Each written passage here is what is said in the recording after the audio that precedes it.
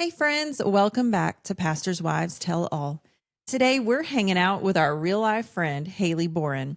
Haley and her husband Will have been in ministry for 13 years and are currently serving at two different churches. Haley as a communications director in Columbus, Georgia, and Will as an associate pastor in Phenix City, Alabama.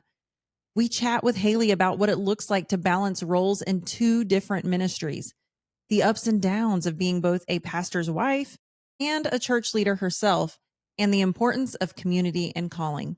She shares wisdom from her own journey, and we know that those of you who feel called to a ministry outside of your husband's will be so encouraged. So let's jump into this conversation with Haley.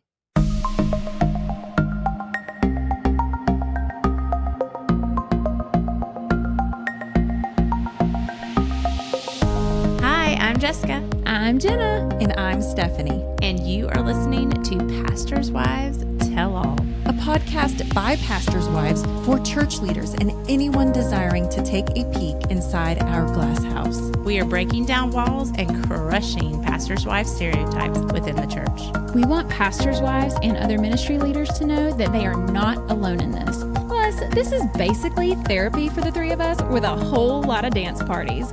Whoop, whoop. Hey, Haley, we're so excited to have you on the podcast today. So excited to be here. Thank you. Okay, so guys, Haley has been, we have been friends for quite a while. I should have maybe, came up with that number before we got on the podcast. Haley, fine. Do you know? More than 5 years, 6 years. There we maybe, go. about Something like that. Yeah. Yes. And so it's been really cool. But I would say over the past 2 years, we've gotten closer for sure. And she actually gets to work with my nonprofit Come Away Missions and Do Good Project. And she is an amazing person. We could not do it without her. Jenna and I say, and so she is part of that ministry. And also fun news is, so Will, her husband, is the associate pastor at our church, which is just so cool. And so we'll talk a little bit about that as we move forward. But Haley, can you tell us just a little bit about who you are and what you do? Yeah. So I'm Haley, and I have been married to Will for 13 years, which seems really weird to say, but it's true. I also have a daughter. We have a daughter, Ren, who is almost 9 years old, will be this month, which is also really weird to say. But I am, for my job, I'm the director of communications at Christ Community Church. I also am a photographer on the side in my spare time. And then my husband, Will, as Jessica said, is the associate pastor at Village Church. He's also bivocational, so he has a job teaching at a local community college full time. And our lives are really busy, but they're good. Yeah. I'm so glad you're getting a little bit of a break. But on her break this week, she's still taking time to podcast with us. So we appreciate that. Yes. Yay. This is the good stuff. You are definitely busy. So speaking of busy, when you're a pastor's wife, you're busy. There's a lot that happens. Mm-hmm. So question, when your husband realized he is called to ministry, were you feeling that same way? How did you feel stepping into that role? Were you resistant? Were you like, let's go, let's do this? So all the above. I will say, so our journey in ministry specifically started right after we got married. So 13 years ago, a little over that. And in order to tell the story, I feel like I need to take a few steps back. So I came to know the Lord in college, which was my sophomore year of college. I really began walking with Jesus and understanding what that meant. And he changed my whole life, and I'm so grateful. But through that, I met my husband, Will, and he has been a Christian, I guess, his whole life. He was birthed a Christian. He was perfect, and he was perfect in that way. But anyway, so we met in college. He was a part of a campus ministry, and through that campus ministry, he brought me in, and I made so many friends and really became discipled and learned what it meant to really walk with Jesus in my everyday life. And I'm grateful for that. I want to say something kind of funny. The campus ministry, the name of it is really funny. It was called Cougars for Christ. I'm sorry. Hold on. Yeah. And it was like Cougars for Christ. Because we were at Columbus State. Yes. And our mascot is the Cougars. about that. Yeah. So it was like, it got named before Cougar was like a thing. A thing. So by the time we got into it, it was like, you don't want to think about it like older women. Please tell me you have like an pursuing old younger- T-shirt or bumper Oh, yeah. sticker Oh, with yeah. that Oh my you gosh. wear So it. great. Can I borrow it? Yeah. I just want to We wear got it. lots- That would be We funny. got lots of old swag, but that's we great. Oh it my ended up gosh. becoming abbreviated to C4C, which was much more palatable. Yeah. So, I would say. but through that ministry, no, it's terrible. I think it's great. So the Lord can use anything, Yes. right? Uh-huh. All that to say. And so Apparently. through that ministry, I really came to know him, to know what it meant to live in community with others. I made friends that were my roommates eventually, and they were in our wedding and like all the things. So it was a really sweet time. But in college, Will was about to graduate.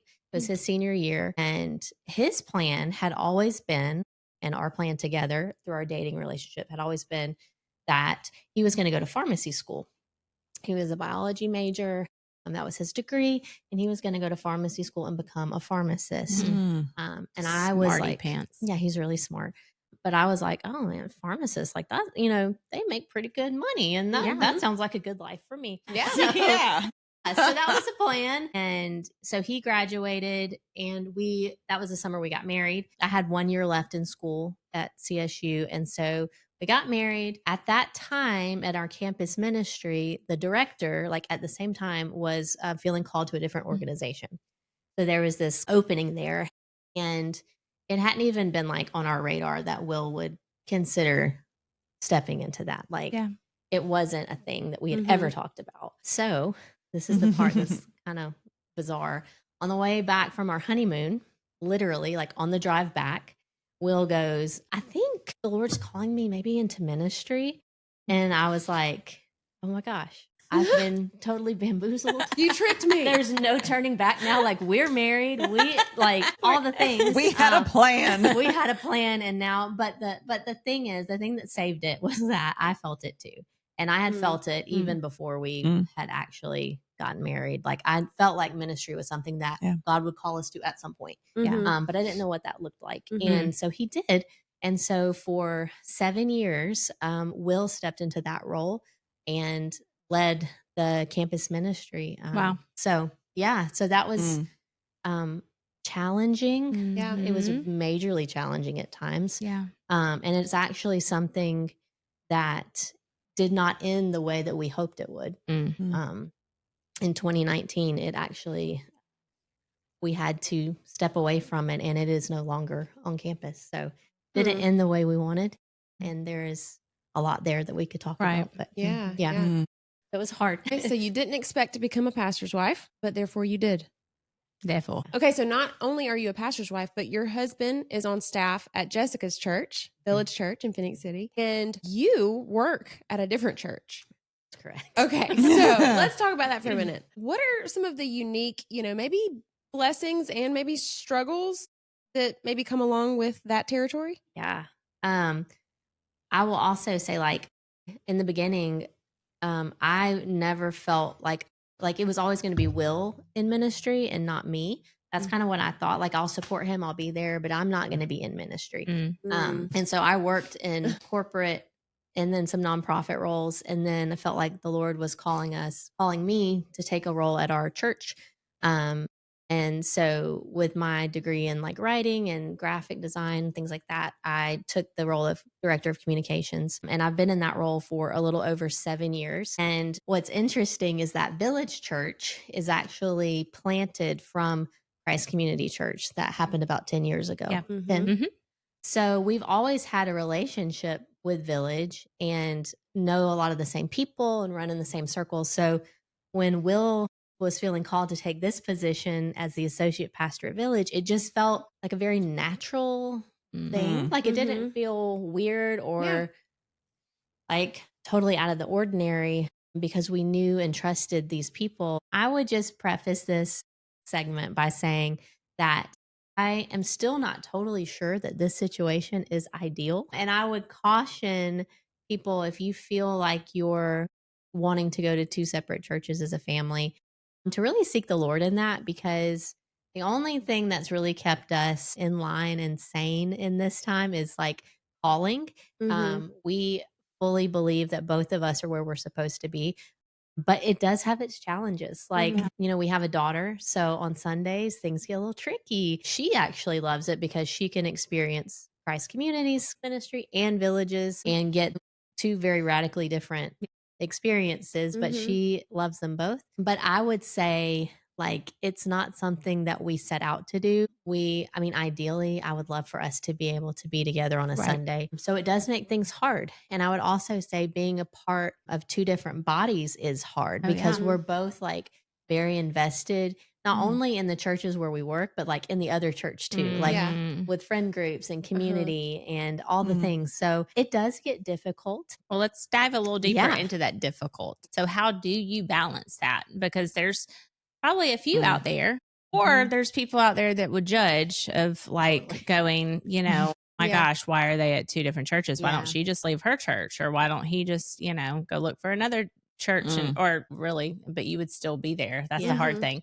So how do you balance being 100% in where you're at on staff, but also you are a pastor's wife to another church? How do you do that? How do you feel like you're doing a good job of that? How do you feel like you're potentially failing? Even though I'm gonna go ahead and tell you she's not failing at all, but like just your internal thoughts and feelings.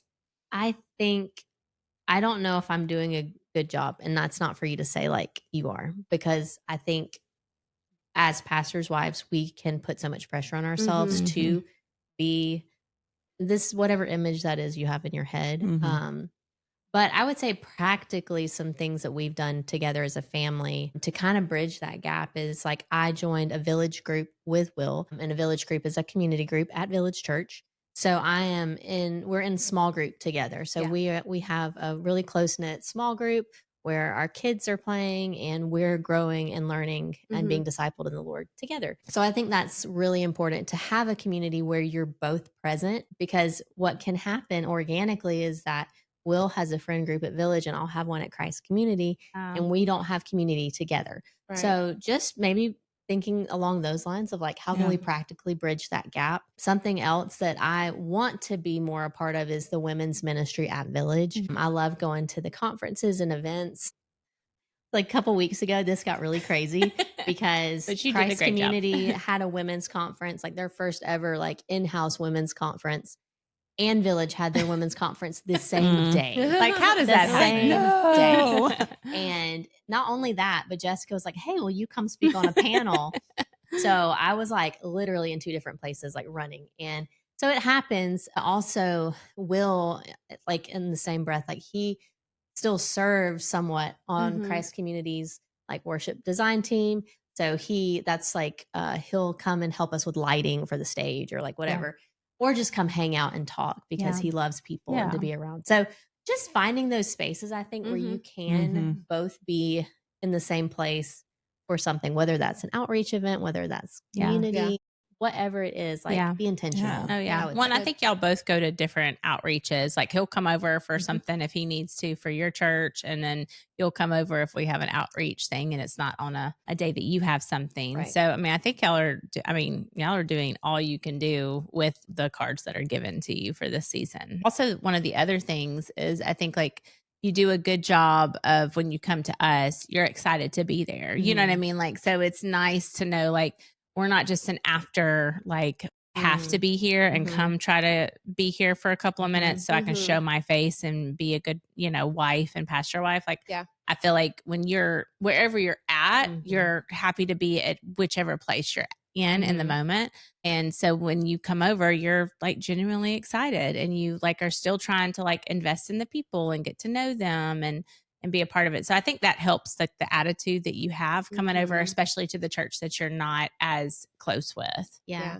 And I would say to that, like Village has done a really great job at not placing a whole lot of expectations on me. Yeah. Like they've been so grace-filled and merciful.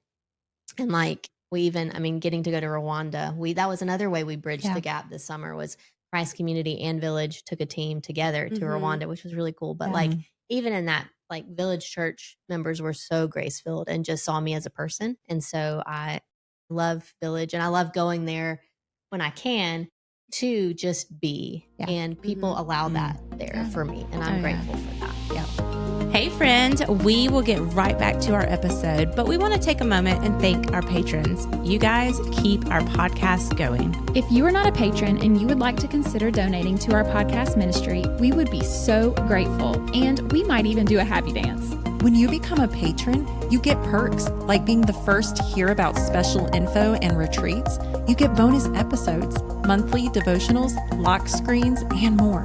Plus, we have added a new $1 tier for those who believe in us and what we're doing, just because you love us. So head on over to our show notes and click on the Patreon link to learn more. Now let's get back to our episode.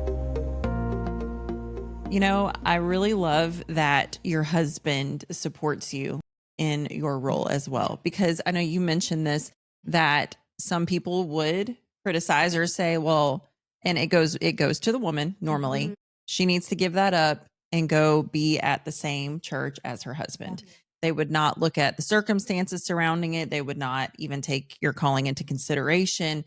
But I love that you have a family unit that Yeah. has decided together, like, whatever the Lord has called us to do, we can still do this in a healthy way and Mhm. support each other Yeah. and hold both.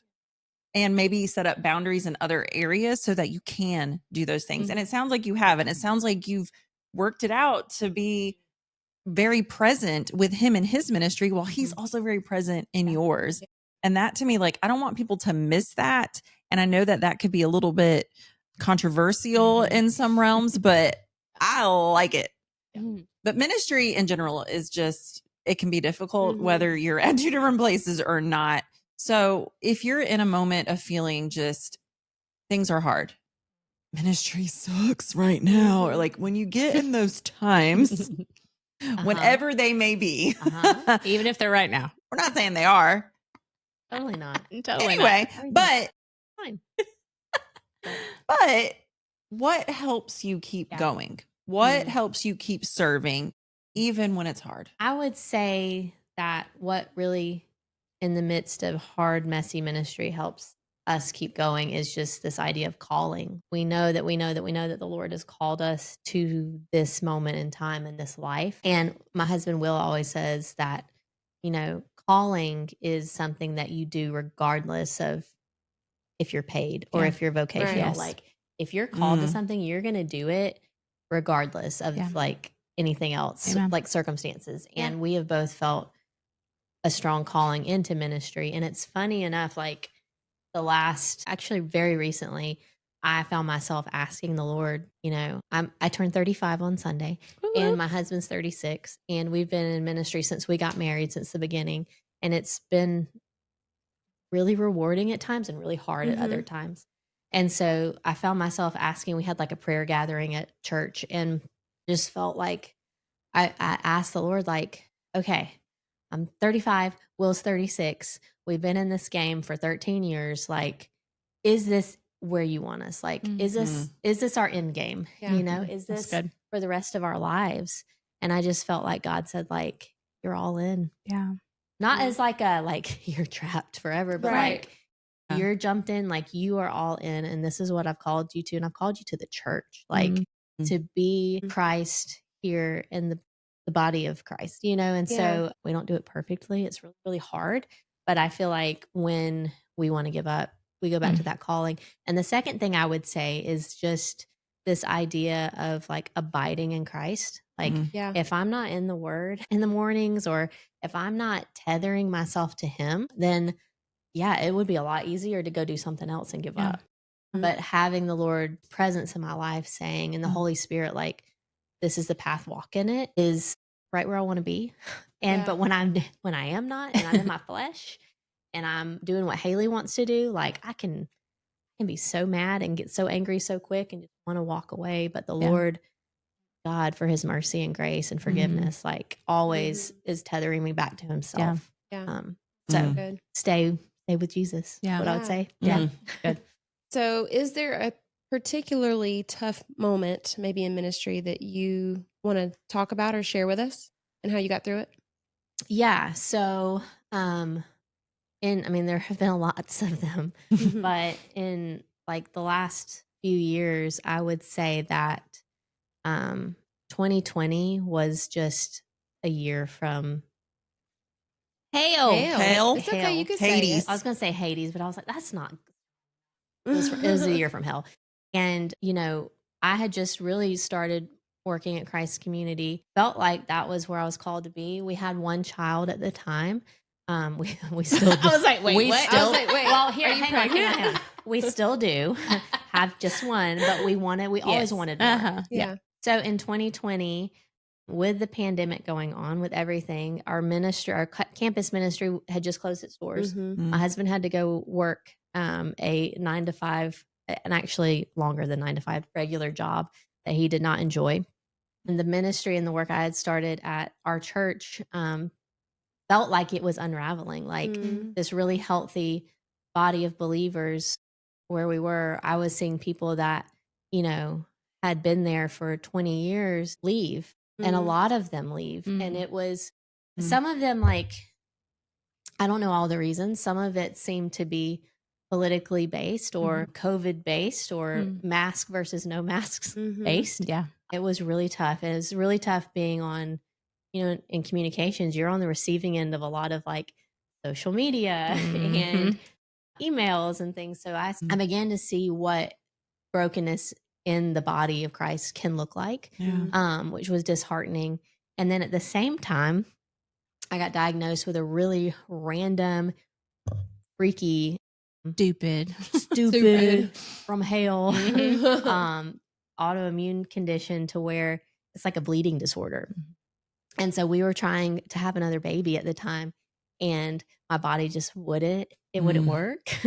and it would be dangerous to have more kids. And so the life, like everything that I thought what our family would look like in 2020 in that season, and like for a few years just looked nothing like it. And I would say that that was one of the darkest times of my adult life in ministry. It was so disheartening. Like every piece of our lives were just disheartening and discouraging. And it was a season where, honestly, if I'm like truly being honest, I didn't feel the Lord as like his presence as much as I do now. And it just seemed to be a season of like silence. But what got me through that, and this is what I would suggest to everybody, is just I had a group of 2 really close friends, and we formed what was called we call it a band at our church, but it's really just like a confessional community of 2 or 3 people. And so they carried me through that season. And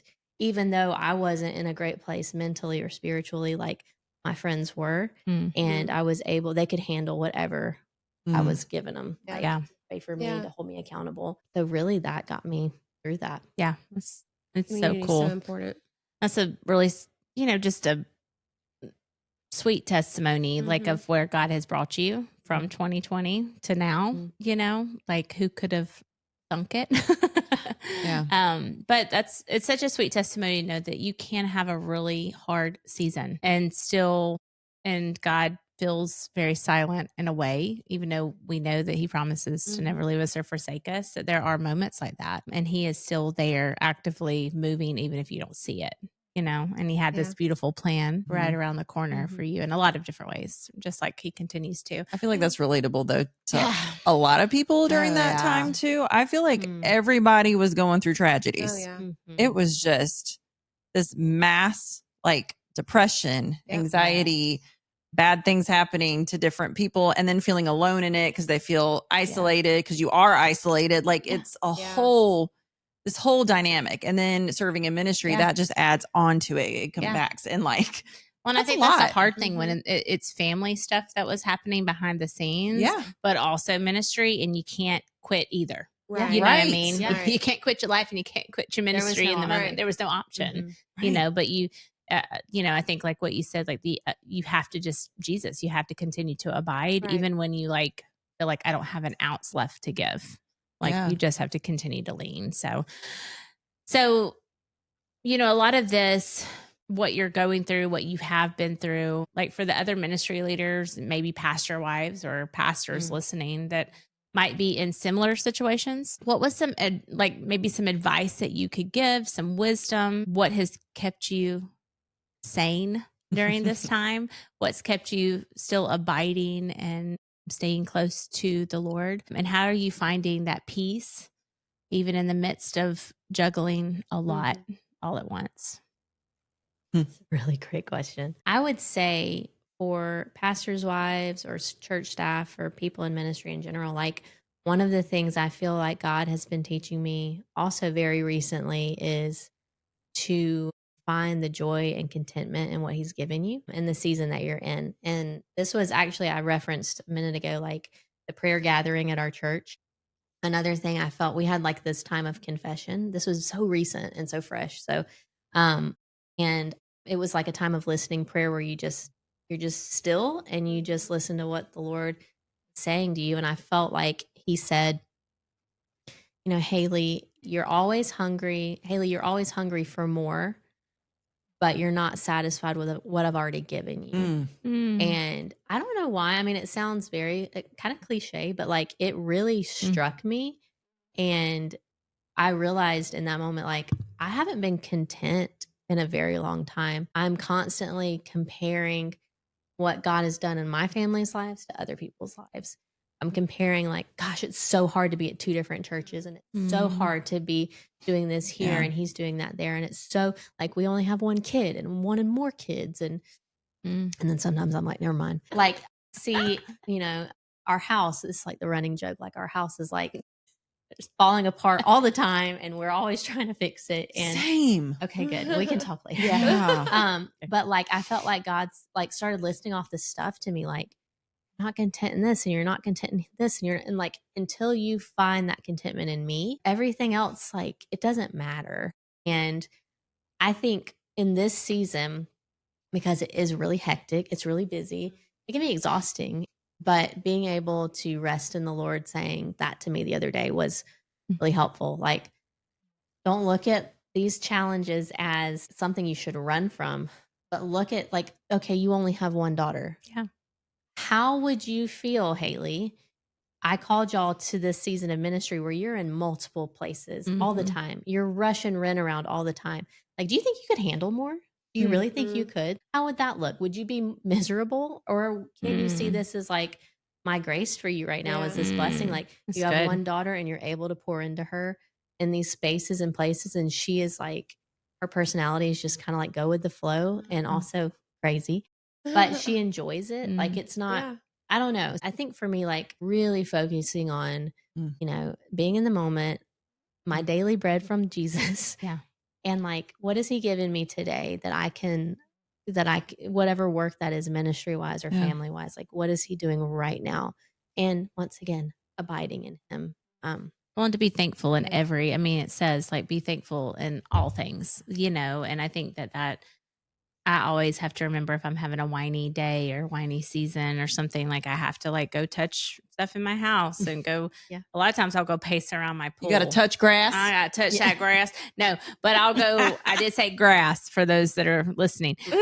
And like I have to like pace in my backyard and just like talk to Jesus and be like, I'm thankful for this. I'm all of the things I do have, because it really does take you back. Kind of above your situation to go, this is for a moment, but I have all of these other things. Yeah. Yeah. So that's beautiful the way you're looking And at it. I would also say like this along the same vein, like comparison with other ministries and other churches and other family situations. Like that's just not healthy. Slippery slope. So it can wreck whole ministries. So focus on where God has you right now for this season and try to see it as your calling and not your neighbor's calling. Yeah. Oh, good. Yeah. No, yeah, I struggle with that. So I need those reminders. And we'll also talk about comparison together. We'll talk about our houses falling apart. It sounds great. Let's do it. Yeah. Okay. Coffee date. Yes, we should do that for real. Lament. Okay. Lattes and lament.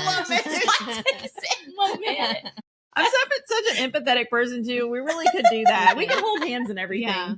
Like, Oh, that's so hard. I That's so hard. I Yeah. feel you. Lattes and lament. There was that marketing degree Yeah, just we came got up. it. Yep. Laments and lattes. It's I a like coffee it. shop. You just Lament and lamentations and lament. Yes. I mean, and Lattes. lattes, Oh my and you gosh. just cry. Yes. You cry it out. You pour it out. Yeah. Pour it out. We're going to cry it out, pour it out, all the things. That's so great. That's so Okay, great. so Anywho. we have loved this episode, and it has been so good. But before we end, we have 3 final questions for Yes. you. Are you ready? Rapid fire. You Mhm. got this. Okay. First thing that comes to your head. If you could go back and give your pre-pastor wifey ministry leader self one piece of advice, what would it be? I would say the biggest thing is just don't do this alone. We, as a young married couple, like right off the bat, mistake number 1, we did it alone. And I would say find a mentor, find someone to disciple you who is a few steps ahead of you in the game. Mhm. Keep your close friends, but like have someone to be able to speak into you truth and then also find someone to pour into that's Yeah. a little bit, Yeah. you're a little bit further along than. Yeah. That's so good. Yeah. Okay, Advice. what do you do for fun, either by yourself or with your spouse, to get your mind off of all things ministry? Jessica's laughing because I struggle with being a productivity monster. And so fun. We can talk about Yeah. that too. We could also talk about that. Yeah. But I would say, and this is still like super fun, but I like to go to my gym and work out and take out all my aggression on myself, I guess, which is like so awful. I like to work out. I love like getting coffee with friends.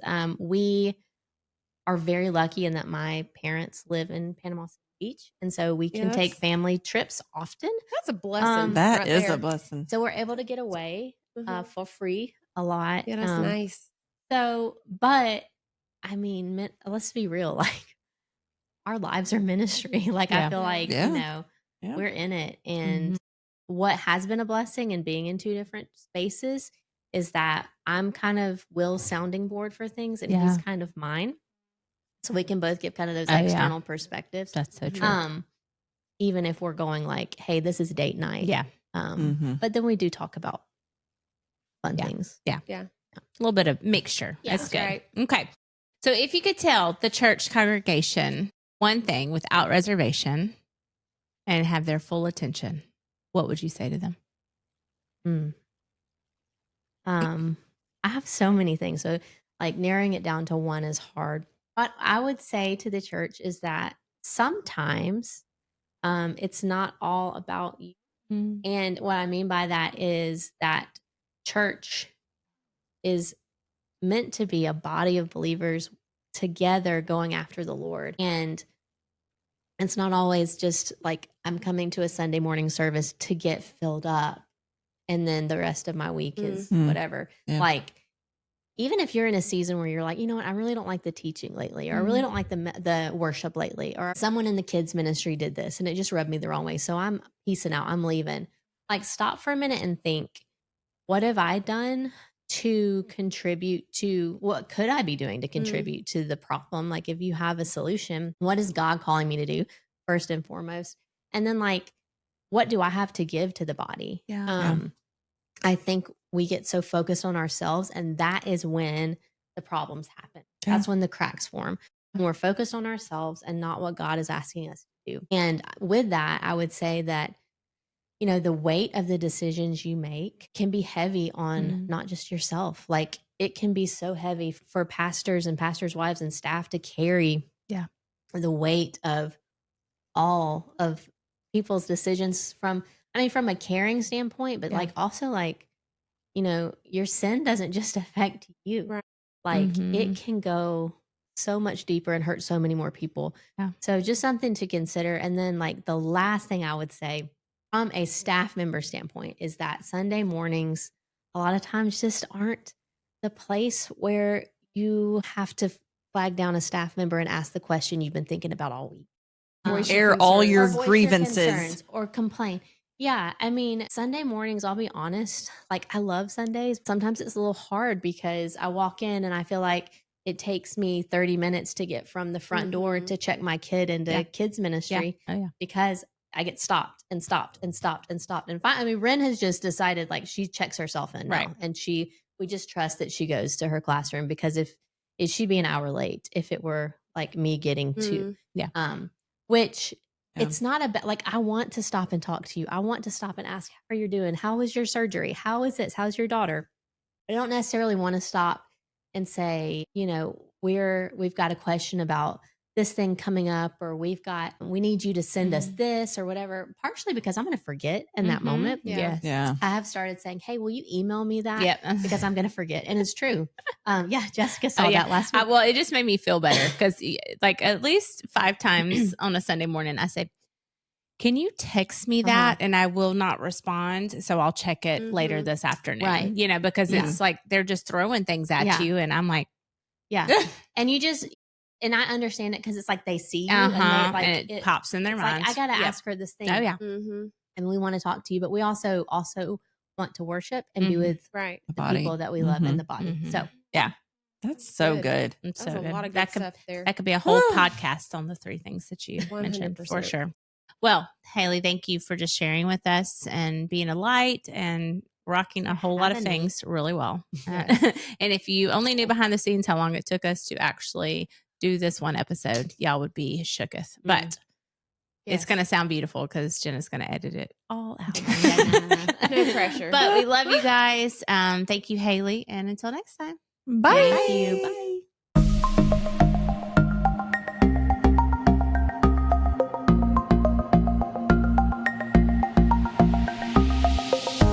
Okay, friends, if you have enjoyed this episode as much as we have, please help us spread the word on Facebook and Instagram. If you didn't know yet, Instagram is where all the fun is at. From dance reels on Wednesdays to spiritual encouragement and laugh out loud posts in between, there is something for everyone. And last but certainly not least, if you could take a moment right now to stop what you're doing and give us a rating and review, even subscribe to our podcast, this seriously helps other people find us who wouldn't be able to otherwise.